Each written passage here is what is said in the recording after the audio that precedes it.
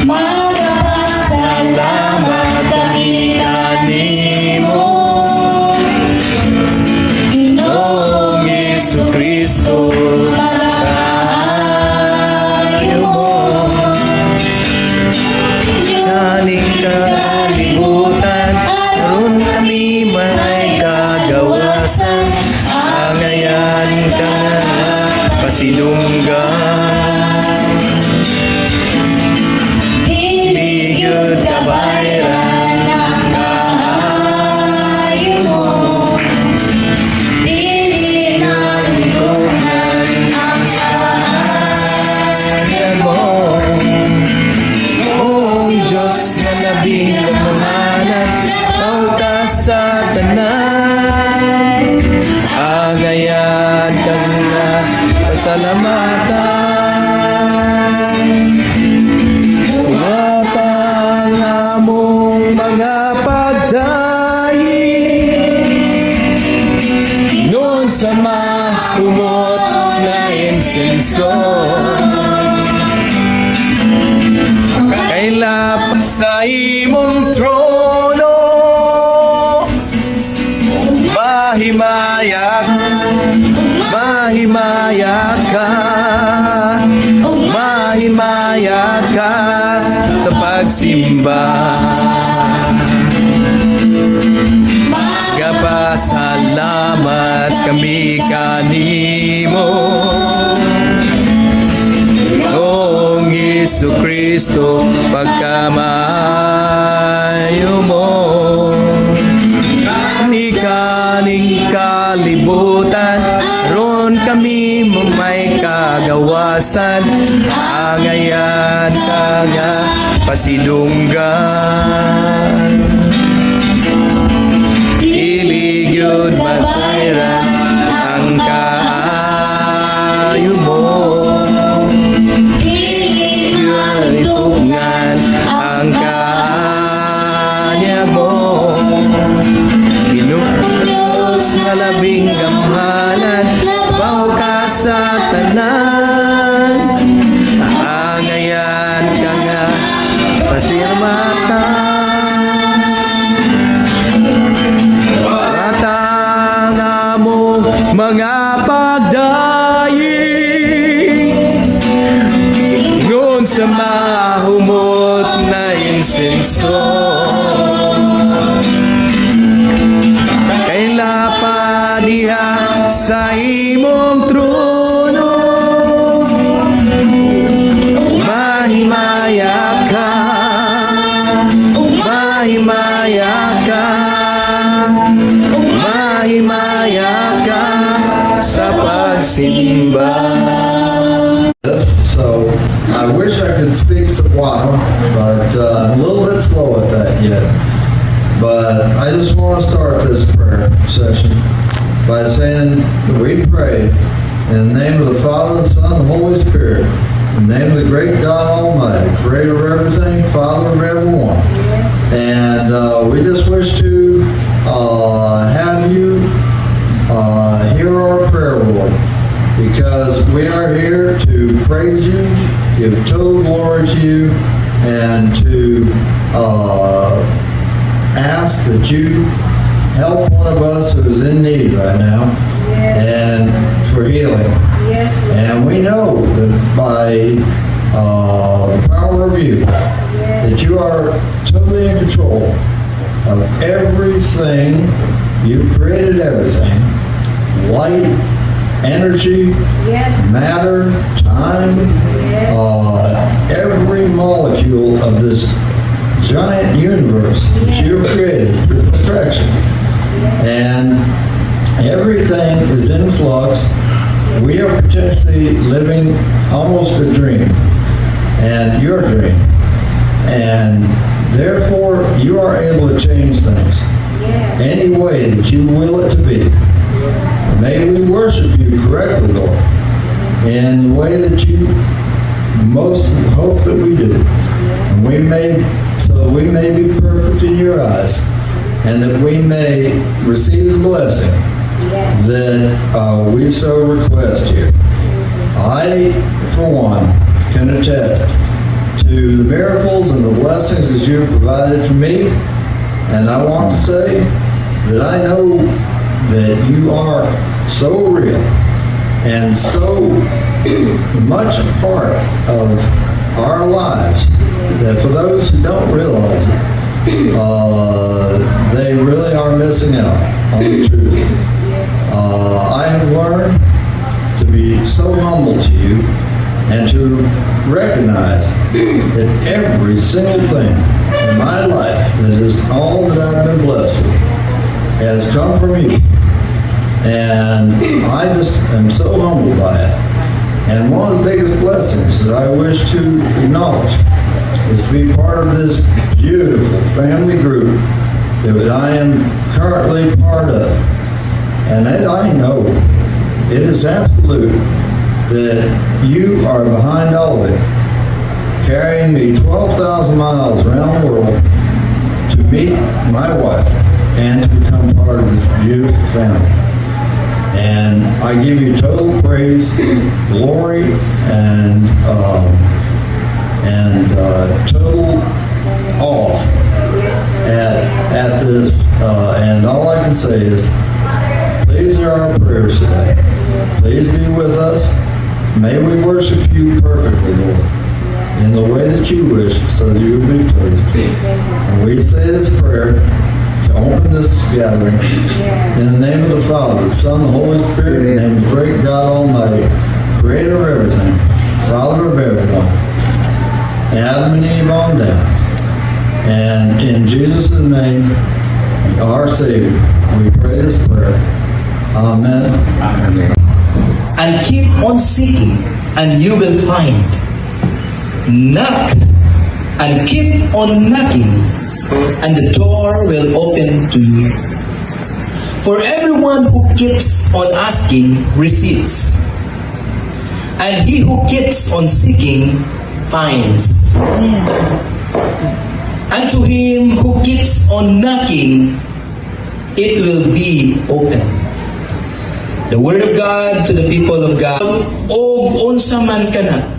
And God perfectly will answer that in the right time, in your prayer time, in your reading Bible, in your worship. Through the power of the Holy Spirit, He will connect. He will connect with you. Mahal ka sa Ginoo. Mahal ka sa Ginoo, and He knows kung naghilak ka karon, naghilak usab siya. And that's the reason why He died on the cross, why Jesus died on the cross. All that pain in your heart, all that sorrow in your heart, Christ carried that on that cross. Gidala na ni Kristo dito sa cross ang tanang mga kasakit kabugat karon sa imong kasing-kasing. So that's why today, let God present in your heart, tuguti ang Diyos nga ang iyang presensya, mukunik sa imong spirit, mukunik sa imong kalag, because this is the work of Christ. And Jesus said, ayon siya sa gospel, "Come unto me, all of you who carry heavy loads." Dool kamo mga gibugatan, mga gikapuyan, kay papahuwayon ko kamo. Si Jeanette, ako nakita pagkabalo sa iyang hisuon nga nasakit.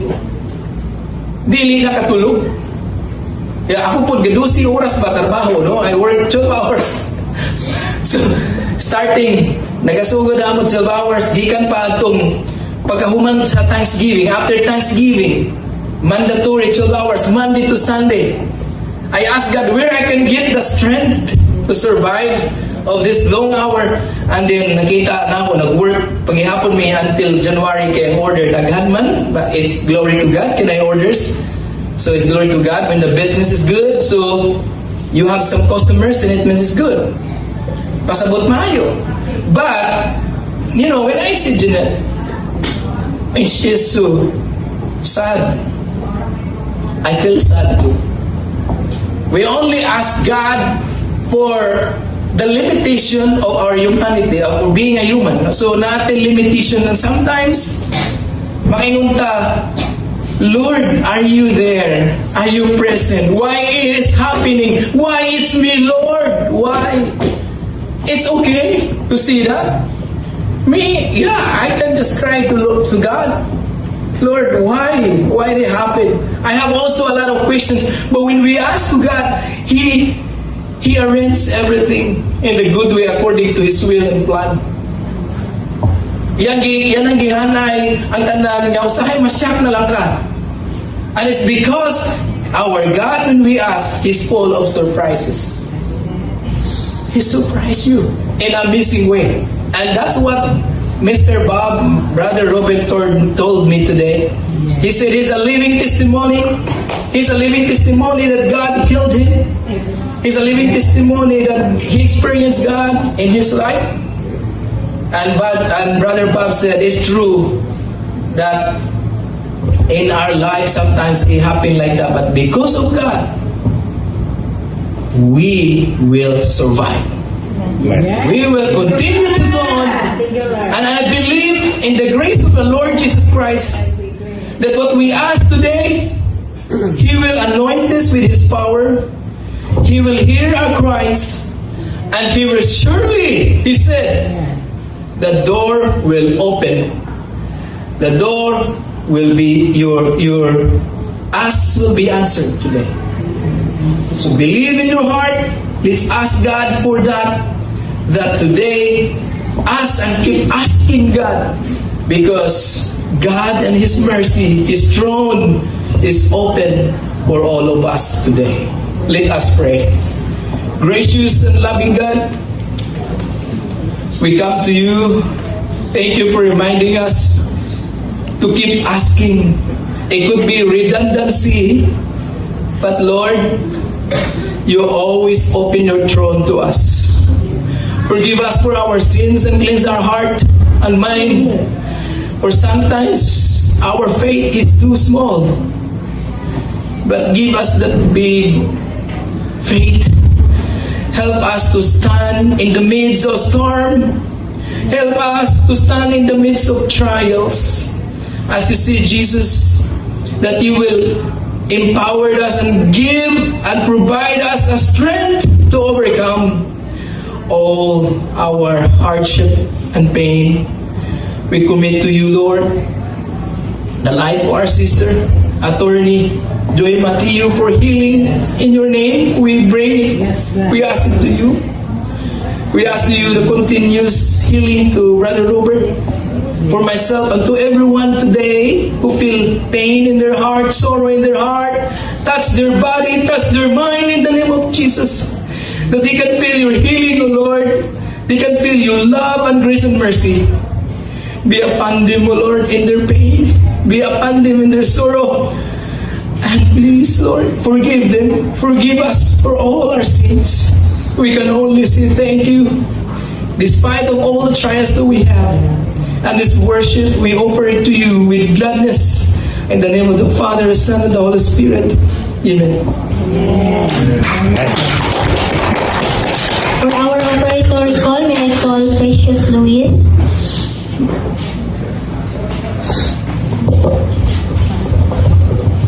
Malachias chapter 3 verse 10. Bring the whole tithe into the storehouse. Test me in these days, the Lord Almighty.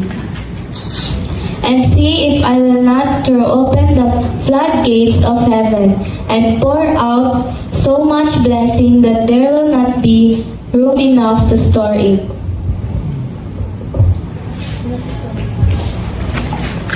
For our operatory song, let us sing. Pastor Maricel Kamingawan for operatory call. Pastor Maricel Kamingawan.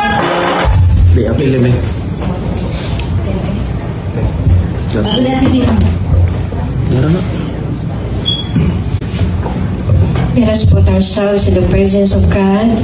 Dear Lord God Almighty, Creator of heaven and earth, loving and gracious God, thank you so much most of all the gift of life. Thank you for the gift of healing, peace of mind, perseverance, and protection.